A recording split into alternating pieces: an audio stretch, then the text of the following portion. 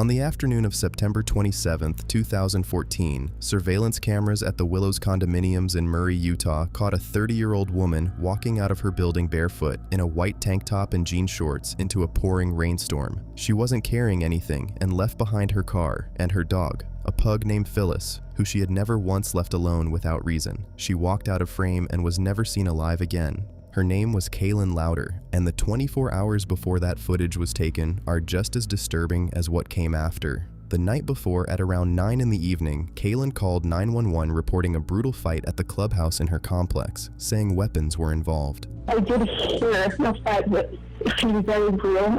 Were weapons involved or mentioned? Yes. Yes? What kind of weapons?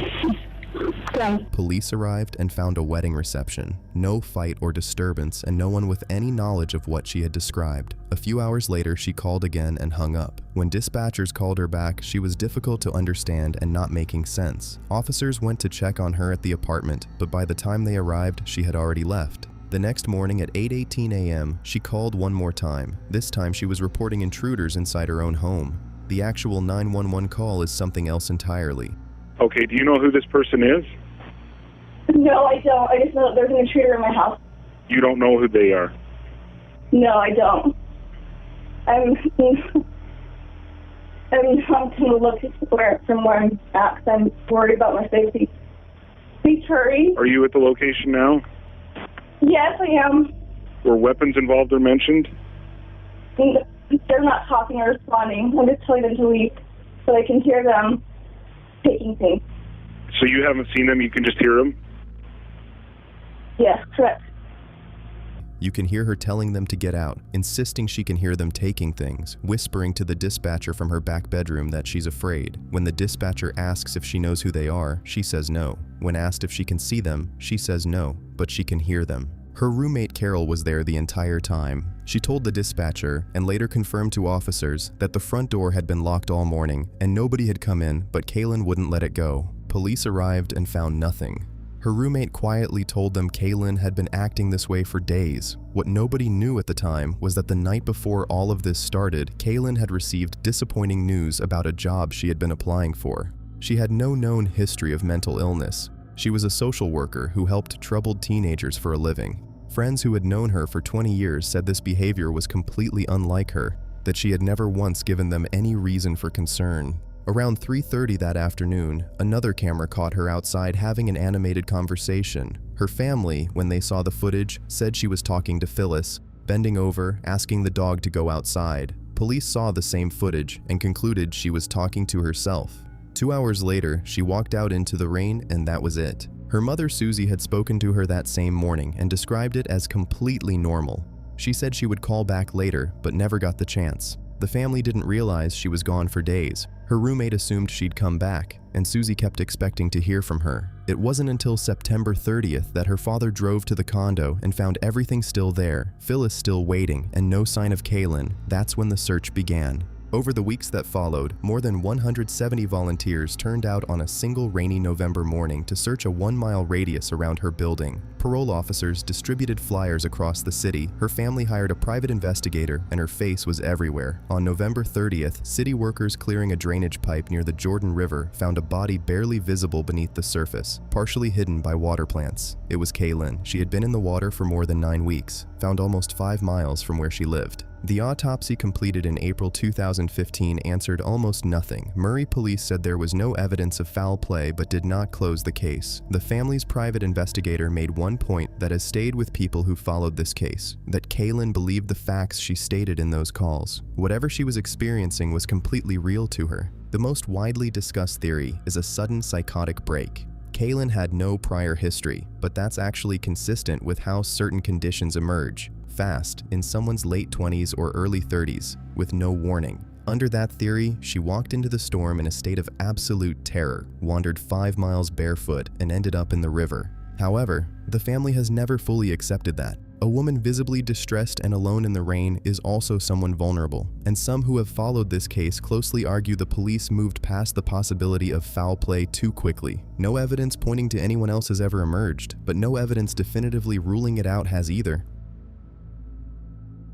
On November 20th, 2012, 8 days before she vanished, security cameras at the Victoria YMCA caught 26-year-old Emma Filipof entering the building, stepping back outside, going back in, 4 times in 14 minutes. Each time she paused at the doors, peering out through the glass as if checking whether someone was waiting for her on the other side. Nobody who has studied that footage has ever agreed on what exactly she was holding or what she was looking at, but the behavior itself is hard to explain away. 8 days later, she was gone. Emma had moved to Victoria, British Columbia in the fall of 2011, arriving from a small town in Ontario with no job lined up and no place to stay. To people who knew her, she seemed to be searching for something, though nobody could say exactly what. By the time November 2012 came around, something had shifted. Friends noticed she had become fearful and withdrawn, canceling plans and refusing to go anywhere. Shelter staff at the Sandy Merriman house, where she had been staying on and off for months, later told her mother that in the 2 weeks before she disappeared, Emma had begun insisting that furniture and objects were speaking to her. She had moved items outside the shelter, convinced they were communicating with her. She had started giving away what little she had left. Staff called police for a mental health check, but when officers came and went, staff never made the follow-up call they had said they would. Starting November 23rd, Emma began calling her mother Shelley in Ontario, late at night in tears. She wanted to come home.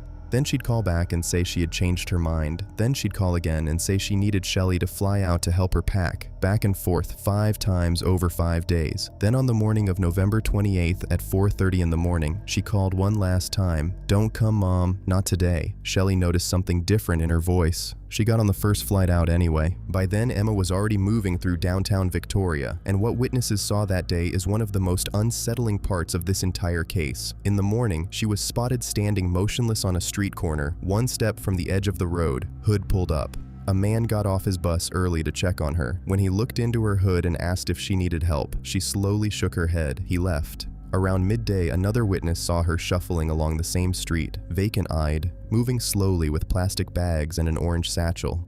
That afternoon, 2 people saw her on Douglas Street, walking back and forth, looking lost, and called police. It's unclear whether anyone responded. At 6 in the evening, Emma returned to the shelter.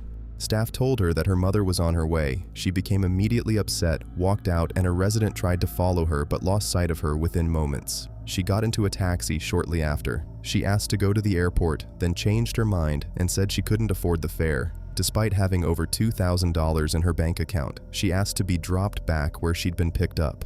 In the cab, she became fixated on the dispatch radio, staring at it, asking the driver why there was noise coming out of it. At around 7 in the evening, an acquaintance spotted her standing barefoot at a corner, unable to make herself cross the street. She asked him to walk with her, but grew increasingly unsettled by his questions and walked off alone. He went into a nearby restaurant and called 911. Police found Emma at 7:17 p.m., barefoot, clutching her shoes outside the Empress Hotel on Government Street. 2 officers stayed with her for 45 minutes. According to their notes, she barely spoke, answering only in single words or nods. It took nearly half an hour before she said anything at all, and even then only gave her name when pressed. She told them she was going for a walk and planned to meet a friend. By 8 p.m., officers decided she was not a threat to herself or anyone else, and they watched her walk away.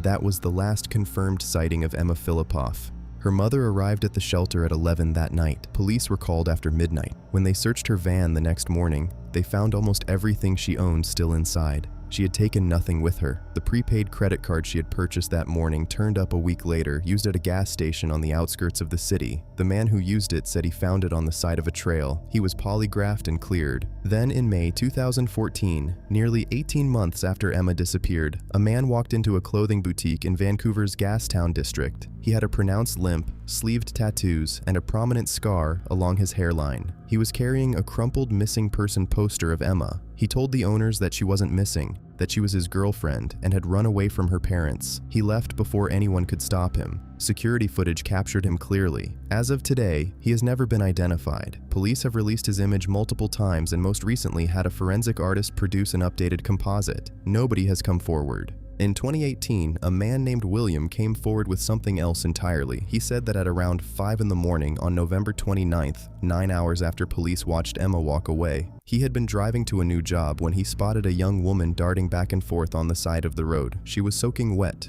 barefoot, and in clear distress. He pulled over and she got in. Inside the car, she calmed down almost immediately. She asked to be taken to Colwood. He was running late for his first week of training, so he dropped her part way at an intersection near a 24-hour gas station. The moment she stepped out, the erratic behavior returned. She darted back and forth in the street and then walked off in the direction of Colwood. William didn't connect what he'd seen to Emma's case until years later. When he finally came forward, police told him to contact Crime Stoppers. When he realized there had been no follow-up, he contacted Shelley directly. A canine search of the area was conducted in late 2018. Nothing was found. Emma Filipof has been missing for over 12 years. No body has ever been found. No one has been charged. Her mother, Shelley, has never stopped looking, putting up billboards across Vancouver Island, maintaining the search page, traveling to Victoria again and again. She has said publicly that she has always believed someone knows what happened to Emma and that one person with the right information could change everything.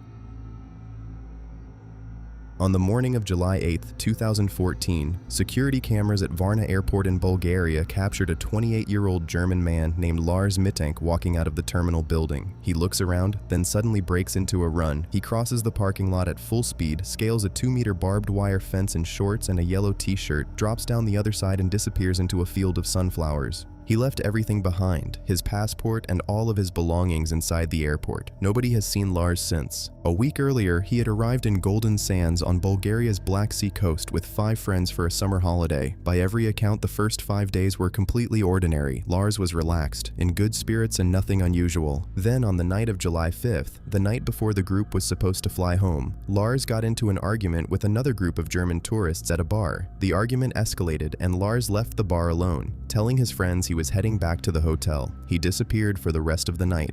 The next morning, he showed up and told his friends something that alarmed them. He said he had been beaten up by 4 men who had been paid to find him. He claimed one of the Bayern fans had told him that in Bulgaria, you could easily hire someone to hurt a person for very little money. His friends were skeptical. Lars had no visible injuries apart from his ear, and he seemed outwardly calm. However, the ear was a real problem. He was in significant pain, and a visit to a local doctor on July 7th confirmed a perforated eardrum and a wound on his jaw.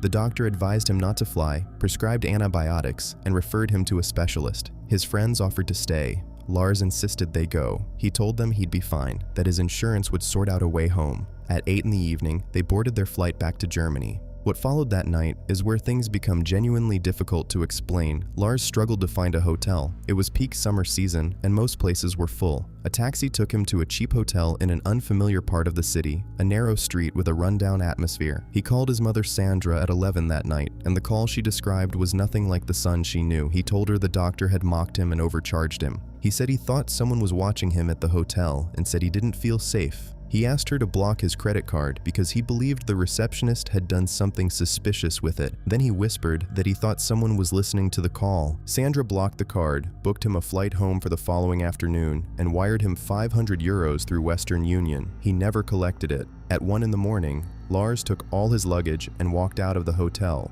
What he did for the next hour and a half is unknown. At 2:30 in the morning, he called his mother again, this time in a low, frightened whisper. He said 4 men were following him. He said he was hiding somewhere high up and was afraid of falling. Then he hung up. An hour later, he sent 2 text messages asking what his prescribed antibiotic was. Those were the last communications anyone ever received from him. By morning, Lars had made his way to Varna Airport. He went to the airport doctor's office to ask whether his ear had healed enough to fly. The doctor examined him and told him he was fit to travel. But during the consultation, a construction worker entered the office. Something about that moment, nobody has ever been able to explain exactly what, caused Lars to stand up and say, "I don't want to die here. I have to get out of here." He dropped everything and ran. That's the footage the cameras picked up. Him running out of the terminal, climbing the fence and vanishing into the sunflowers. He ran past police officers without stopping, without asking for help, and without looking back. The area was searched. The forests and fields around the airport were combed. Nothing was ever found. His bank account has never been touched, and the money his mother sent was never collected. Lars's mother Sandra has never stopped looking. She maintains a Facebook page with over 55,000 members, has traveled to Bulgaria repeatedly, and has personally investigated dozens of reported sightings across Europe. She believes a head injury from the fight may have triggered something. She points to his worsening paranoia on the call. Something had already gone wrong inside him before he ever got to that airport. The most widely discussed theory is a psychotic break, possibly a first episode of schizophrenia. Others point to a possible undiagnosed concussion from the fight, a slow brain bleed that nobody caught because nobody was looking for it. The sunflower field has long since been harvested and replanted, but Lars has never been found.